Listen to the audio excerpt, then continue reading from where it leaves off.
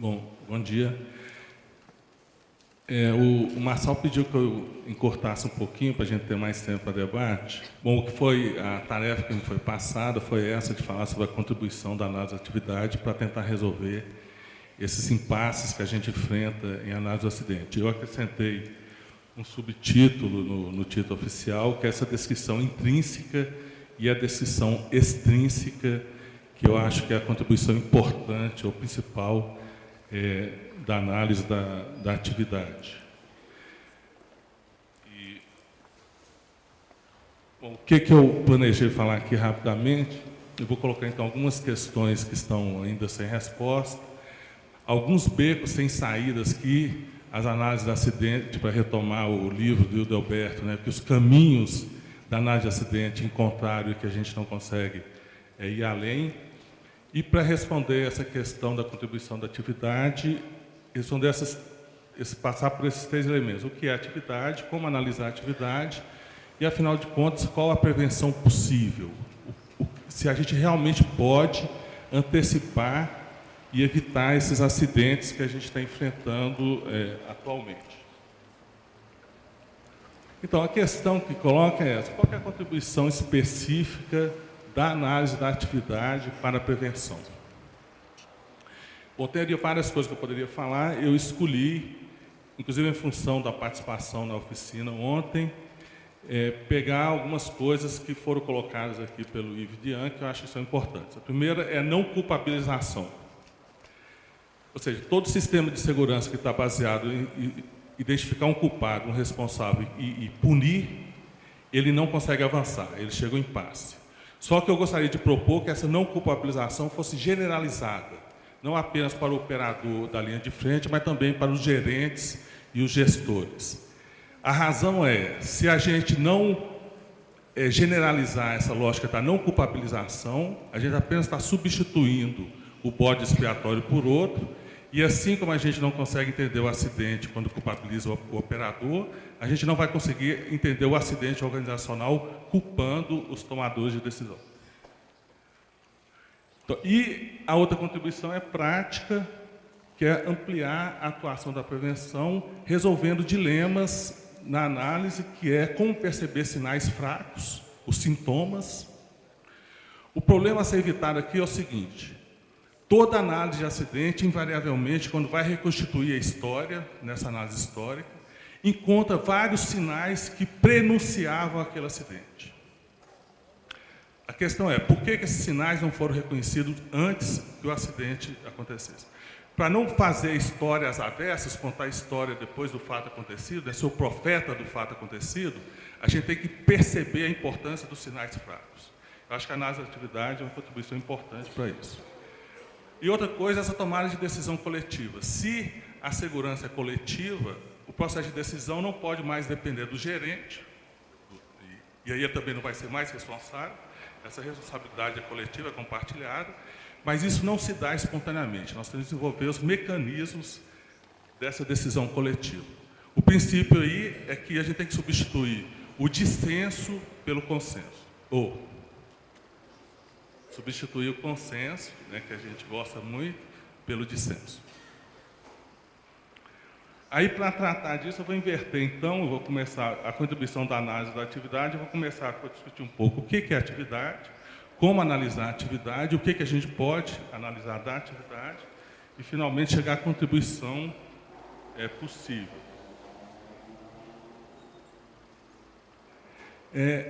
Eu queria partir de fatos do cotidiano, né, que nós estamos sempre acostumados a dizer o que a gente não deve fazer. E aí, por que a responsabilização é o nosso modo natural de agir e de encarar esses fatos cotidianos, né? Quando acontece uma cena como essa, um fato como esse, imediatamente a gente pensa em punir esse policial, em dizer que ele foi responsável, negligente, etc. Mas se a gente tivesse cuidado de analisar a situação em que esse fato aconteceu, assim como esse comandante lá tentando justificar os modos que ele tem, né, de justificar que aquela arma parecia uma furadeira. Não sei se vocês lembram desse caso, da invasão de uma favela no Rio de Janeiro. Um policial mata um morador que estava furando a parede da casa dele, na laje, furando, a parede no momento da invasão da polícia na favela e ele fuzila o morador. Agora, por que essa situação, que parece um absurdo, né, uma confusão, um erro grosseiro, aconteceu naquela circunstância que a gente teria que tentar entender?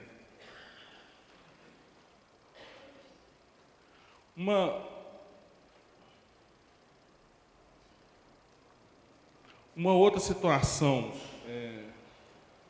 que a gente tem que tentar evitar, por isso que eu coloquei o subtítulo Análise Intrínseca e Análise Descrição Intrínseca e Extrínseca, são esses julgamentos rápidos do tipo dos jornalistas. Então, essas cenas do cotidiano sempre nos chamam a atenção, né, pelo abuso desse trabalhador que está fazendo essa situação de risco absurda, e a gente acha que é capaz de julgar, de avaliar essa situação e já tirar consequências. Nesse caso, foi uma notícia, o parente do Pará, né, o Guilherme Paranaíba, um bom cidadão que passa andando no bairro, em Belo Horizonte, e vê essa cena, fotografa e escreve para o jornal para dizer como que nós somos irresponsáveis e nos comportamos em relação ao risco. Então, ele é capaz, à distância, de ver aquela situação e analisar todo o risco que aquele trabalhador está submetido e tirar consequências a partir disso. Isso é o protótipo, é o padrão da análise extrínseca, do observador que de fora acha que é capaz de julgar e substituir a avaliação do trabalhador.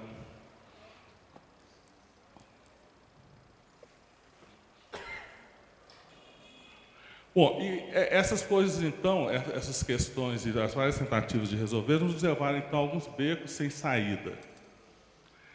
Eu escolhi alguns que eu acho que a análise da atividade permite colocar em questão.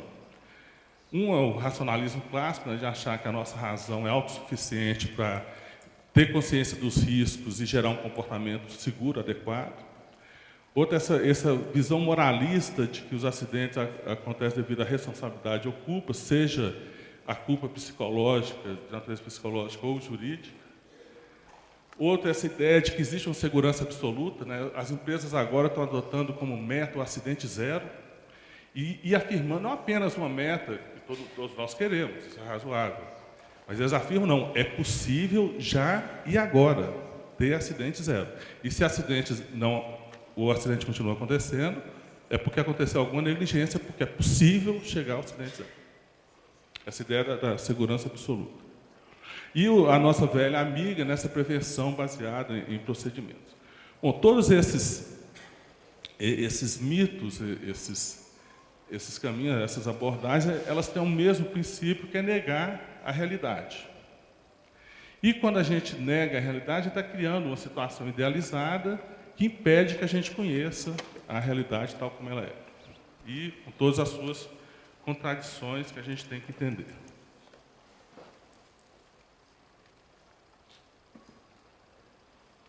Bom, mas uma questão que sempre permanece é por que a gente se apega tanto a essa ideia de responsabilidade, né, e de culpa?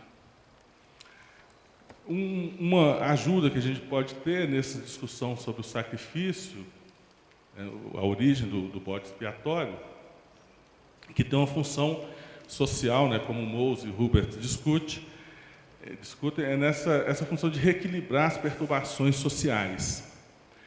Então, a função do bode expiatório, como a gente sabe, né, por definição, que é pagar os nossos pecados, mas ele tem esse mecanismo, né, que eles analisam, que é o pecado, a perturbação é porque a gente profanou o mundo sagrado, ou desagradamos aos deuses, então a gente tem que pegar um ser profano, transformá-lo num ser idealizado, sagrado, que vai ser ofertado no sacrifício aos deuses, para que os deuses se acalmem, para que o mundo volte à sua tranquilidade natural.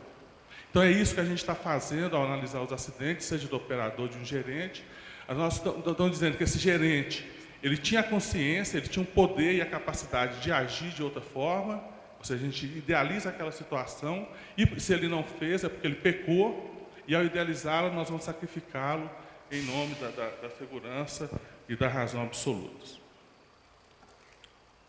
Ora, a análise de acidente, quando ela é razoavelmente bem feita, dentro desses princípios que o Yves Dian nos colocou, mostra uma outra realidade. Eu escolhi aqui, para ilustrar isso, um dos melhores estudos que eu acho que tem, que é da Challenger, e que demorou, né, só o estudo da Susan Vogel foi quase 10 anos, né, se não me engano, para recuperar toda essa história, e que tem uma síntese muito boa naquele livro que está disponível aqui no Brasil, do Collins e do Pint, que recupera vários autores para reconstruir essa história, né, a explicação de por que, então, que esse acidente aconteceu. A causa imediata foi a falha da junta, tinha uma junta já com redundância, e no dia do acidente, as duas juntas falharam e gerou escape que levou ao acidente. Então, essa causa imediata foi, ou esse acidente foi explicado, a explicação oficial, a visão oficial, é de que foi um cálculo amoral dos dirigentes da NASA, cortando custo, tomando decisões por pressão de tempo, etc, etc. E aí a gente tem toda uma história meio fantasiosa, né, com heróis, mocinhos e bandidos, que eles tentam, inclusive o Feynman, o físico, né, deu um show na televisão, pegava um plástico, colocava no copo de gelo e quebrava o plástico, mostrando que gelo e plástico não se combinam, e que qualquer adolescente do primeiro grau sabia daquilo. Mas a questão é, se é uma coisa tão banal, como que aqueles engenheiros que trabalhavam há 30 anos nesse projeto não perceberam esse problema? O problema é que eles perceberam, eles trabalharam em cima do problema. Então não é essa história tão simples que nos vai permitir entender os acidentes. Então, o que de fato aconteceu naquele dia, na véspera do lançamento, e de modo geral, nesse caso da Challenger, é que todas as normas de segurança estavam seguidas. Então, foi um acidente, né, no dizer do Pero, um acidente normal. Não teve nenhuma coisa anormal, a não ser os procedimentos que a NASA sempre cumpriu. E, como era de praxe, antes do lançamento, tinha aquela teleconferência, e todo mundo discutiu, e no final, existe alguém que é contra? Não, a decisão foi consensual e o lançamento foi aprovado. Foi mantido. Então a questão é, como que essa decisão aconteceu, né? O que levou a essa decisão que, no final, claro, se mostrou equivocada, mas nesse momento parecia a coisa mais sensata e mais razoável se fazer. Bom, essa história é longa, eu resumi aqui os principais eventos dessa história, que começa desde 81, pelo menos, né, no caso da Columbia. Então, o que os engenheiros faziam, né? Eles sabiam desse problema da junta, que era um problema que não acontecia antes no foguete, mas quando começou a estrutura nova, a configuração nova do ônibus espacial, isso começou a aparecer com mais frequência. E quando o foguete, os módulos caíam, eles recuperavam aquilo no mar, analisavam aquilo, etc. E o que eles tinham para analisar é uma série de eventos relativamente pequenos. Eles tinham 17 eventos ao todo, sendo que alguns eles não conseguiram recuperar o foguete, então não tinha informação. E eles tinham avaliações intuitivas, visuais. Eles faziam inspeção visual da junta e diziam, essa aqui queimou, a junta número 1 queimou e a 2 que segurou, vazou o combustível. E na hora da discussão, eles tentavam apresentar esses argumentos subjetivos, intuitivos, e obviamente dentro da cultura da NASA, dos engenheiros, que é uma cultura matemática, eles queriam uma prova mais objetiva, baseada em dados estatísticos, confiáveis, etc. Então eles recuavam nessa avaliação subjetiva que eles tinham, porque não era possível afirmar de forma taxativa, matemática, objetiva, que aquele risco existia. E que é a vida normal da engenharia. A gente lida o tempo todo com essas decisões subjetivas. Mas, mais do que isso, a gente poderia discutir longamente sobre esse caso, é a sequência, a história desses eventos é que coloca as pessoas numa situação ambígua. Porque eles estavam perseguindo várias pistas ao mesmo tempo para saber o problema da junta. Alguns achavam que era o projeto, que era o dimensionamento. Outros achavam que era porque estava havendo incidência direta do calor da chama sobre a junta, então eles colocaram uma proteção de amianto que poderia resolver. Outros achavam que era montagem, então tinha que reforçar a montagem da junta, que não era problema de projeto, não era nada disso. E, diante de todas essas dúvidas, eles iam, é claro, tentando fazer alguma coisa, resolver o problema, vendo o resultado, mas uma série de 17 eventos, você fazendo esse tanto de coisa, você não consegue, não é um experimento controlado, estatístico, é a ação misturada com o conhecimento, com a produção de informação, e eles não sabiam exatamente como acontecer. E, além do mais, a temperatura, né, que, no final das contas, foi a variável que pareceu ser determinante no comportamento da junta. Então, tinha junta que se desgastava a baixa temperatura e não se desgastava a baixa temperatura. Tinha desgaste a alta temperatura também. Então, como que eu posso, com 17 eventos, tirar alguma conclusão, alguma tendência, né, com esse tanto de variável em jogo? É impossível. E foi nessa situação que eles têm que tomar a decisão. A gente até poderia dizer, bom, mas se não tem certeza, então não atue, não haja, não tome decisão. Mas isso quer dizer que a gente teria que parar o mundo. Então, o que de fato a gente pode tirar, né, dessa experiência da Challenge? Primeiro, é que a produção de conhecimento, né, além de estar imergido nessa situação social, nesse contexto organizacional, é uma coisa extremamente débil, frágil, ambígua, ambivalente, é uma discussão permanente, que a gente nunca tem certeza de poder afirmar uma coisa ou outra. Isso está sempre mesclado com atuações práticas que, ao invés de esclarecer uma dúvida que a gente tinha antes, pode criar mais uma perturbação, mais uma dúvida. E essas controvérsias, elas são intermináveis, elas não têm um ponto de chegada e dizer que tem um experimento crucial, que eu vou dizer, é quem está com a razão ou quem não está com a razão. Então, por isso que a gente tem que manter esse dissenso, essa discussão, né, permanente. E sempre que eu tenho um ambiente desse, mesmo quando eu tenho um resultado objetivo, ele pode ser colocado em questão.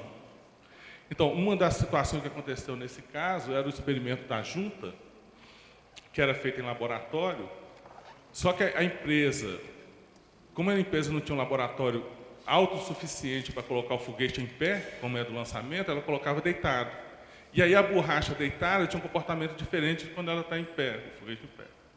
E ela fazia o teste com ela deitada. Então, o resultado que ela obtinha era questionado para os outros engenheiros e falar, mas a sua simulação de experimento não tem nada a ver com a situação de funcionamento real. Só que essa situação de funcionamento real, o momento crítico são 4 segundos de um regime extremamente turbulento que ninguém sabe o que acontece dentro de um foguete. Não existe modelo matemático suficiente para dar conta da interação combustível-junta, vibração, etc., naquela situação.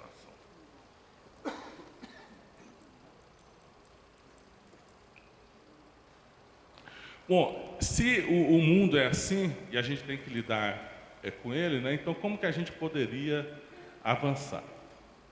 Então, a primeira coisa é tentar diferenciar falha de erro. É isso que a gente está buscando aqui, evitar essa culpabilização. Ou diferenciar culpa e responsabilidade. E essa é a grande dificuldade, eu acho que o pessoal do direito, os juristas que estão aqui, pode nos ajudar, né, que reflete sobre isso. É claro que nós somos responsáveis pelas nossas ações no sentido de que nós fazemos escolhas, mas qual que é a diferença de ser responsável enquanto culpado, de ser responsável enquanto ser o ator, o sujeito que produz a sua ação? E a análise cognitiva de acidentes que a gente propõe é que dê pelo menos conta, né, desses 3 aspectos, de que essa ação deve ser recolocada no contexto em que ela aconteceu, que existe uma série de compromissos cognitivos complicados que a pessoa tem que dar conta, e que é no curso da ação, na história dessa ação, que a gente vai entender aquele momento crucial que levou à falha. Para isso, a gente tem que começar a avançar em desenvolver uma teoria positiva do erro, para superar exatamente a noção de erro, tal como ela é tratada, né, até hoje.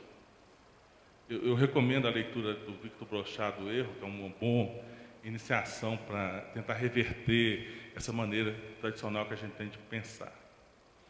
Mas um princípio que a gente adota de análise que a gente acha que seria sensato: não adotar explicações em termos de coisas que não existem. Se a gente parar para pensar na maior parte das análises dos acidentes que nós fazemos, a gente chega num momento que a gente vai afirmar: ele não fez isso, ele não viu, ele não percebeu, ele não atentou para, ele não deu importância. Tá? Ou seja, esse tipo de análise que para do não é uma teoria negativa do erro. O que a gente tem que ter é uma teoria positiva do erro. Quando ele não fez isso, ele fez alguma coisa. Se ele estava desatento para o que ele deveria ter prestado atenção, é porque ele estava atento em outra coisa. Se ele não tomou a decisão certa, é porque ele foi pelo outro caminho. Então, não é afirmando o caminho certo que eu vou entender a decisão que ele tomou. Mesmo que, eventualmente, lá no final, a gente tenha que reeducar essa pessoa, retreiná-la, etc., ou mudar essa cultura. Mas a condição prévia é que eu tenho que ter uma teoria positiva do erro. E qualquer explicação em termos de não, ela para nessa teoria negativa. Então, a gente sempre está querendo, um pouco sem querer, mantendo ainda esse paradigma, essa maneira de pensar em termos de responsabilização. Só que agora a gente está substituindo o bode expiatório, ou generalizando essa responsabilidade. Isso nos impede de entender que o sistema que é desregulado e desregulamentado, e não essas pessoas que são responsáveis para tentar consertar esse sistema que está caduco. E aí as nossas ações de prevenção, elas acabam ficando bem mais limitadas.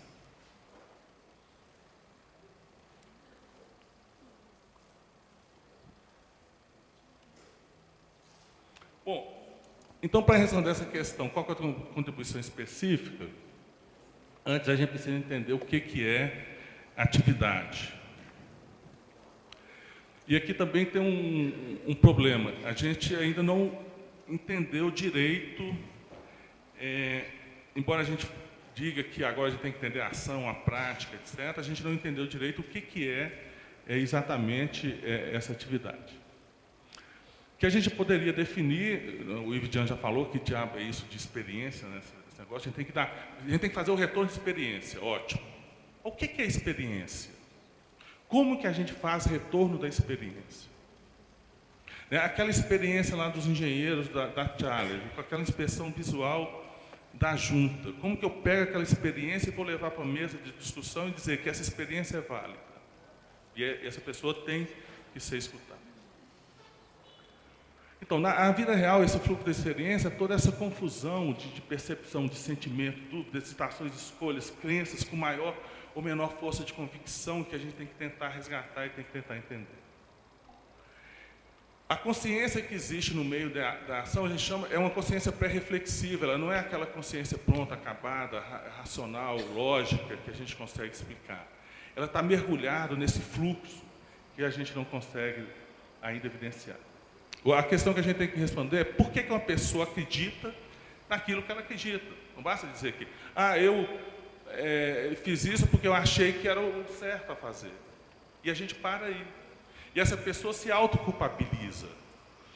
A autoculpabilização, é claro, é um processo que vem de fora, mas ele se completa por um processo que é interno, que é subjetivo. E o nosso principal trabalho é tentar fazer com que esse processo de autoculpabilização, e que não é fácil pelo próprio ator, ele deixe de ser visto como uma culpa e que a pessoa perceba que naquele momento, e exatamente porque essa situação é caótica, tem várias alternativas, sempre tem aquela coisa, né? Mas eu sabia que não ia dar certo. Ah, sabia. A gente sabia, não. A gente tinha alguma vozinha me dizia que eu deveria ter feito aquilo e não aquilo outro. E eu fiz isso aqui ao invés de escutar aquela percepção. E é essas sensações fluidas, ambivalentes, ambíguas, que a gente tem que ajudar o ator a explicitar. Senão a gente não está respeitando aquele princípio do viés retrospectivo, né? De não contar a história pelas avessas. Um dos melhores exemplos que tem disso, né, fora esse estudo da Vaughan sobre a Challenger, né, que levou muito tempo, que eu sempre recomendo para os meus alunos, é a Crônica da Morte Anunciada, do Gabriel Garcia Marques. Que é uma pérola, que a literatura tem essa vantagem, né, como ele consegue construir, ele tem todos os elementos, a onipresença do autor, ele consegue transferir isso para os atores. Mas a construção é tão bela, que ela é tão objetiva, que ela nos ensina como fazer uma análise de forma não retrospectiva. E o interessante é que o livro começa assim, né? É o moço que é assassinado. Na primeira página, ele morre. E ele vai dizer, essa morte era necessária? Por que ela aconteceu?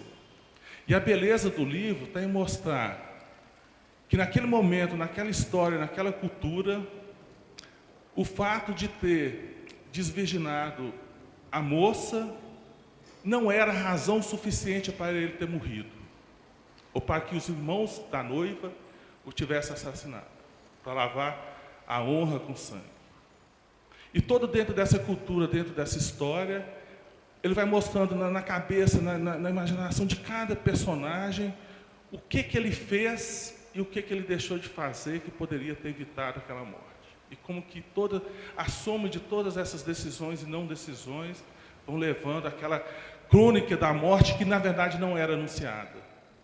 E que se tornou e a ambiguidade e a ambivalência do título e a beleza do romance está nisso. O dia que a gente conseguir fazer uma análise dessa maneira, a gente está fazendo uma análise objetiva, histórica, concreta de um acidente. E para isso é necessário separar o que é o ponto de vista do observador, essa descrição extrínseca e a descrição intrínseca.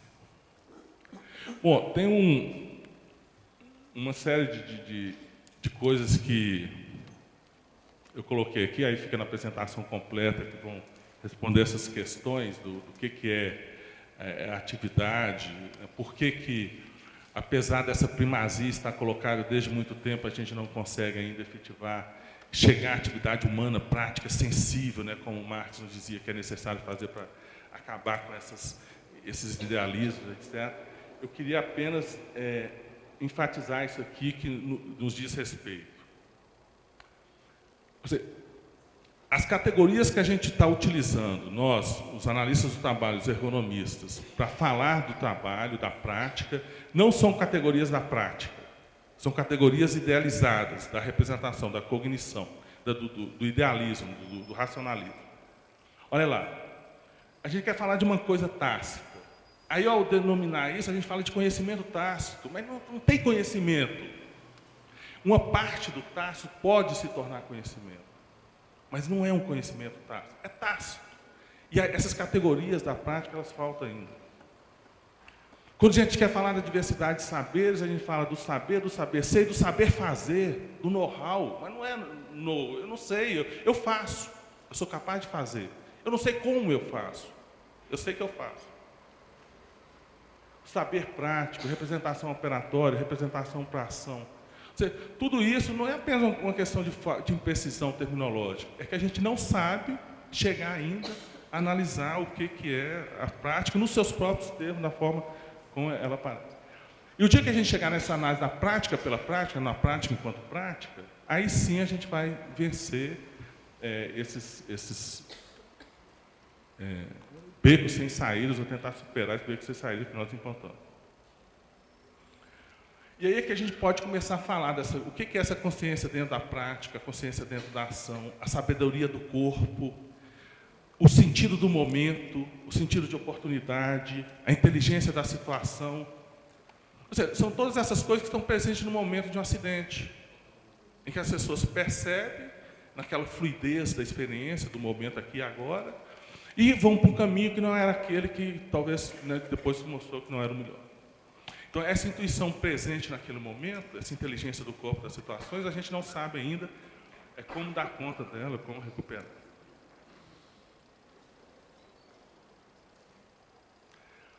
Para isso, a gente propõe que a atividade, bom, essa é uma abordagem, tem várias outras, mas elas teriam que ser, pelo menos seguir esses. A gente está traduzindo aí o livro do curso da ação do terror para tentar suprir essa lacuna que é importante aqui na ergonomia brasileira, mas também, mesmo lá na França, onde desenvolveu isso, ainda não foi incorporado, é que tentar entender esse trabalho com todas essas características que tem uma dimensão, obviamente, cognitiva, prática, incorporada. Né? Qual que é o equívoco daquele cidadão lá do Paranaíba que fotografa o trabalhador lá no prédio, etc. Ele não está de todo errado. Né? Ele diz, olha, aquela pessoa ali, se ela cair, não tem nada que vá segurar o corpo dele. Então, ele desmaia, ele perde a consciência, perde o controle sobre o seu corpo, ele cai. É um modelo físico. Eu vou colocar uma proteção coletiva, ótimo, um cinto de segurança. Mas o que a gente está falando aqui é que na atividade não é de uma pessoa desmaiada, é de uma pessoa que tem uma cognição, que tem uma habilidade, que tem uma história, etc. E isso está incorporado. Então, eu não posso mais analisar essa atividade aqui da mesma maneira, olhando um corpo próximo de uma situação de risco como um modelo puramente físico de queda de altura. Então, são todas essas características de ser autônomo, encarnada, situada, individual e coletiva, porque as decisões, no final das contas, recaem sobre o indivíduo também. Ele é que tem que processar, mesmo passando por todo um processo de discussão coletiva. E essa dimensão do individual e do coletivo, por exemplo, o indivíduo, para resistir à pressão do grupo, ela tem que ser considerada. Com tudo isso deveria ser analisado, e esse autor propõe dar conta disso através desse modelo da cognição como um encadeamento de ciclos. Isso nos permitiria dar conta de uma série de problemas que a gente tem dificuldade de descrever até agora, né? Processos decisórios, os erros, a intuição, inclusive os processos criativos, como percebe a situação de risco, etc. Ou atividades puramente corporais, que também são difíceis de analisar. Bom, respondendo à quarta pergunta, né, como analisar a atividade até onde isso é possível, eu acho que a nossa referência maior ainda é da etnografia, ou seja, eu não posso julgar uma cultura do outro de fora, então eu tenho que entender aquela cultura do ponto de vista do próprio ator, do próprio sujeito. E esse objeto teórico, essa teoria do curso da ação, está baseado exatamente nisso, substituir essa descrição extrínseca por uma descrição intrínseca. O sujeito no curso da sua atividade. E ajudá-lo a comentar aquilo que é significativo para ele, que ele pode apontar, narrar e comentar sobre o seu próprio comportamento. E para isso tem algumas condições necessárias, condições favoráveis, para que essa autoconfrontação funcione, senão isso não vai funcionar. Essa é uma das grandes dificuldades que tem das pessoas falarem sobre os julgamentos que eles fazem, julgamento de risco, de avaliação de risco. Perguntar simplesmente para a pessoa falar num grupo, numa sessão, não vai funcionar. Aquele tácito, aquele implícito, vai parar da forma espontânea, natural, como as pessoas sempre têm. Para vencer essa barreira, esse limite natural, a gente tem que criar condições favoráveis para essa explicitação. Bom, nem tudo pode ser falado, né, do tácito, e a questão que depois permanece, que a gente tem que saber lidar com ela tudo bem, uma parte eu vou colocar no papel, eu vou formalizar, outra parte não. Então, como que eu vou lidar com essa parte que não consigo colocar em palavras? Isso aí a gente tem que dar conta também. Então, o modelo que ele propõe desenvolver que a nossa atividade um fluxo permanente de mudanças de representações sobre determinados objetos, que vão sendo focalizados sucessivamente, através desses elementos, dessa tríade, entre alguma coisa que me chama a atenção aqui e agora naquela situação e que passa imediato para o interpretante que vem da minha história, da minha cultura, daquilo que eu aprendi, que eu tenho cultivado e acumulado. Então, isso é que nos permite entender, por exemplo, por que aquele policial atirou naquele morador com a furadeira. Ele foi treinado naquela situação para dar proteção aos colegas que estavam invadindo a favela, e aquele quadro típico, para ele, não tinha dúvida, e era aquilo que ele tinha que fazer. Então, ele não agiu de forma impensada, mecânica, automática. Ele agiu baseado no pensamento e na cultura, no treinamento que ele recebeu.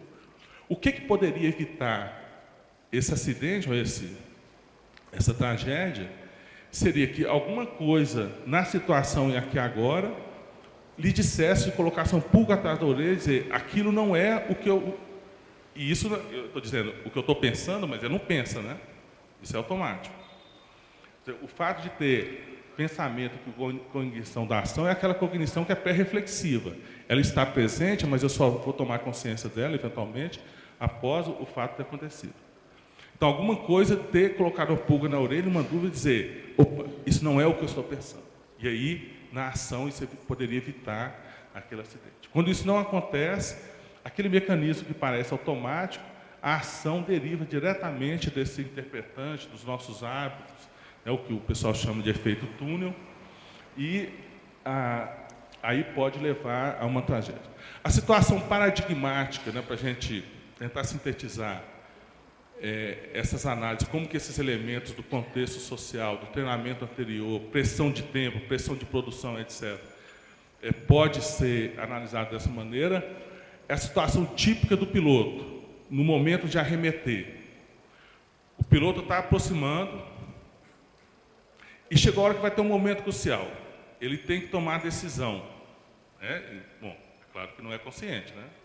Ele está descendo, e é o corpo dele, toda a situação que vai dizer, eu continuo ou eu vou embora. E os técnicos da aviação tentaram com todos os meios de definir parâmetros objetivos para orientar o piloto se ele deve arremeter ou não.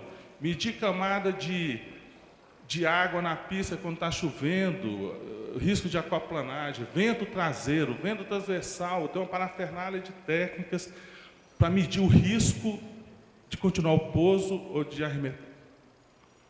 Bom, eles chegaram à conclusão que é impossível, então eles se ausentam, agora não, isso não é nossa decisão, isso é a decisão do piloto. Bacana, né? O cara, às vezes, à noite, sem visibilidade, chovendo com neve, e ele é que tem que decidir se vai continuar com o pouso ou não. Bom, é o que tem e é o que eles fazem. Só que eles inventaram um tantão de coisa, né? Eles recorrem ao pessoal de pista, torre, o colega que já pousou naquela condição, e aí, como é que está a pista e tal. Então, essas informações vão circulando para que ajude a decisão que ele tem que tomar. Só que, às vezes, o ponto lá, a neve, a chuva mudou, e não é a mesma aquela situação, e é extremamente complicado de tomar decisão. Mas é isso que ele tem que fazer, ele tem que tomar essa decisão.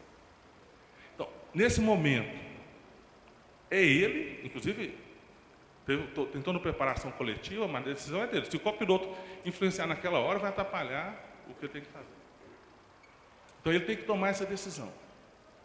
E tem a pressão da companhia com um atraso. Os passageiros, se ele não pousar aqui, ele vai ter que pousar no outro aeroporto, vai ter que ficar rodando, gasto de combustível, passageiro, transtorno, né? Tudo isso está presente. Mas será que isso está presente como? Aquele piloto, naquele momento, está pensando no desconforto do passageiro, ter que pegar um ônibus e sair de Campinas para São Paulo? Não. Mas será que em algum momento, lá atrás, na formação, na pressão, está lá cutucando na decisão dele, dizendo, eu vou? A gente não sabe. E é isso que a gente tem que saber. Se nós queremos saber até que ponto a pressão externa está influenciando essa decisão subjetiva, esse momento dentro da atividade, não basta dizer que tem uma pressão externa, isso sempre existe. Independente se a empresa está preocupada ou não, a relação dele com os passageiros é muito mais importante do que a pressão da empresa, ou de combustível, etc. Então, aquela decisão é muito mais cara. Então, se a gente não avalia todas essas circunstâncias, nós não podemos nem ajudar esse piloto, que essa decisão é complicada, inclusive para ele, quando é que ele deve favorecer a segurança e não tomar uma decisão arriscada. Bom, essa análise aí, pelo menos é o que a gente propõe, né, que deveria ser feito. Bom, eu vou pular bem para trás. Essas discussões mais teóricas e chegar aqui ao final para dizer, então, o que é possível fazer em termos preventivos, o que a gente pode tirar disso tudo. Então, eu escolhi 3 coisas. Primeiro, abandonar literalmente a noção de culpa. Se existe culpa, se existe responsabilidade no sentido jurídico, esse mesmo sentimento de culpa pessoal, quando o operador fala, eu errei, eu poderia ter feito de outra maneira, a gente tem que ajudá-lo a explicar que no final essa outra maneira e o erro que ele achou que fez não foi tão errado assim, que ele fez a coisa sensata, dadas as circunstâncias e o que aconteceu naquela situação. Outra é a análise da normalidade. Analisar o acidente depois do ocorrido, esses processos que a gente está mencionando aqui, eles não ficam evidentes. Inclusive porque, às vezes, os atores principais desapareceram. A gente está fazendo uma retomada da análise do acidente da Air France, né, junto com o Raoni, daquele acidente, e a gente quer entender por que aquela equipe experiente, ao invés de embicar o avião para tomar e recuperar, eles faziam exatamente o contrário. O avião estolado e só fazia piorar a situação do avião. Tudo que a decisão que eles tomavam era o contrário do que deveria ser feito. A análise do acidente final vai dizer que eles cometeram um erro grosseiro. Como que a equipe experimentada cometeu aquele erro? E para entender isso, porque a gente não tem os atores principais, a gente está recorrendo aos pilotos experientes para mostrar o que é pilotar um avião da Airbus. Inclusive, o que gerou aquela confusão mental que fazia com que a ação que eles tomassem exatamente o contrário do que eles deveriam fazer. E o que a gente propõe é que essas situações sejam analisadas em situações de normalidade. Não precisa deixar um acidente acontecer. Quando a gente conversa com esses pilotos, a gente está entrevistando, sabe aquela situação, a situação deles lá? E, cara, isso já aconteceu comigo demais. O pitot falha. E aí a gente não sabe o que fazer, a gente fica perdido. A gente não tem informação. Aí sabe o que eu faço? Depois eu descobri algumas vezes, eu embico o avião e fico esperando. Aí vai aparecendo uma informação de altitude, velocidade. Aí é que eu sei o que fazer. Olha, o que a comissão de investigação disse para os pilotos fazer? Eles erraram porque eles agiram sem saber o que estava acontecendo. Eles tinham que ter parado, pensado, diagnosticado. Agora eu sei o que está acontecendo, agora eu sei o que fazer. Pô, não é assim que o mundo funciona. E não é assim que acontece naquelas situações críticas, né, de acidente. Então, a anormalidade está cheia de anormalidades, de disfunções organizacionais, que a gente tem um prato cheio. Tudo isso que só aparece depois do acidente, se a gente for lá conversar com os trabalhadores, o mínimo que seja, a gente evidencia tudo isso. Não é complicado fazer esse tipo de análise, porque a atividade é exatamente isso, dar conta dessas anormalidades. Bom, em relação à decisão, o problema não é que um gerente toma a decisão errada. O problema é que ele toma a decisão. O gerente não tem que tomar a decisão. A boa organização é aquela que não tem hierarquia. Hierarquia é contra a segurança. O sistema seguro, quem decide são aquelas pessoas que vão executar, ou seja, todo mundo está envolvido. Se eu quero evitar um erro de lateralidade numa cirurgia, não cortar a perna esquerda quando deveria ser amputada a perna direita, o paciente tem que estar envolvido nesse processo. Ele tem que ir lá, antes de ser anestesiado, e marcar. A minha perna ruim é essa aqui, o meu olho ruim é esse. Porque senão o médico lá na sala de cirurgia vai errar, como tem errado. Então, o sistema seguro, Eu não posso deixar a decisão na mão de quem está lá em cima, do médico, do cirurgião, que, aliás, ele nem olha, né? Ele chega lá, aquela pessoa debaixo de lençóis, a parte já está limpa, higienizada, ele vai cortar aquilo que ele vê ali imediato, aquilo que chama a atenção dele, todo o processo, né, passou batido. Então, o problema é que a gente está deixando, e aí é claro que depois tem que condená-los, né, no altar da razão, deixando pessoas tomar decisão quando a decisão não poderia ser deles. Por exemplo, essa decisão de qual perna eu vou cortar. Isso a gente chama de hierarquia reversa. Né? As comunidades antigas, que eram muito mais sábias do que a nossa, diziam que chefe não é aquele que manda, é aquele que obedece. O chefe faz o que a gente quer. Um chefe indígena não faz guerra, a não ser quando os guerreiros querem e acham razoável que aquela guerra seja feita. Então, a antropologia conseguiu resgatar, não precisa ir tão longe, né? O princípio da sociotécnica, da mínima especificação crítica. Chefe só manda até um certo ponto em que, na verdade, chefe tem que dar recurso. E mesmo assim, a decisão de que recurso é necessário não é ele que decide, é a equipe que vai decidir. Ó, a gente precisa disso para fazer isso, vai lá e traz para a gente. É assim que a sociotécnica funcionava. E agora morreu, né, deixou de ser difundida, mas esse princípio ela tentava defender que é muito mais razoável. O chefe é para fora, não é para dentro. A gente não precisa de chefe mandando na gente. Então, esse princípio da hierarquia reversa, se a gente conseguir implementar, e isso não é fantasia, tá? Os melhores estudos, eu recomendo a leitura do livro lá do Christian Morel, que resgatou muita coisa disso. Os sistemas mais seguros, que inclusive a NASA está incorporando agora, depois dessas tragédias, dos porta-aviões norte-americanos e dos submarinos nucleares. Então, na hora de tomar decisão, inclusive tem comandante que faz questão de entrar na sala do coisa, ele tira a patente para indicar que ali não tem hierarquia, a decisão é coletiva.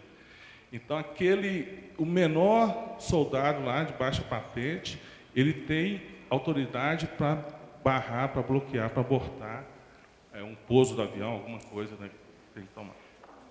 E é isso que dá mais segurança, né, ao sistema, essa ideia de hierarquia reversa.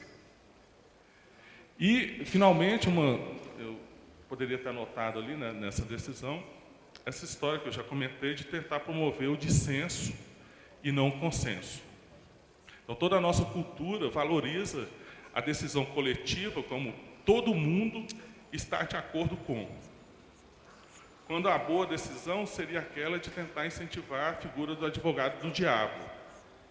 Ou seja, a decisão só pode ser tomada, ou antes de tomar qualquer decisão, eu tenho que ter uma divergência. E aí eu vou apontando para cada um, porque desse consenso não existe, consenso é um mito, né?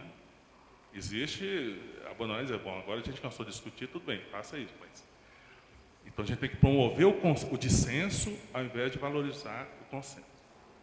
E isso não é apenas em situações de pressão da hierarquia, essas situações de grupos relativamente homogêneos. Os estudos que foram feitos de acidentes dos alpinistas nos Alpes mostram como que é importante essa tomada de decisão coletiva que favorece o dissenso. Então, a pessoa, quando eles avaliam aquela situação, então, ali tem risco de avalanche, a gente vai ou não vai? A gente vai voltar ou não? Esse cara, meses planejando aquela aventura, aquela escalada. E chega uma hora que tem que decidir, será que a gente vai continuar ou não?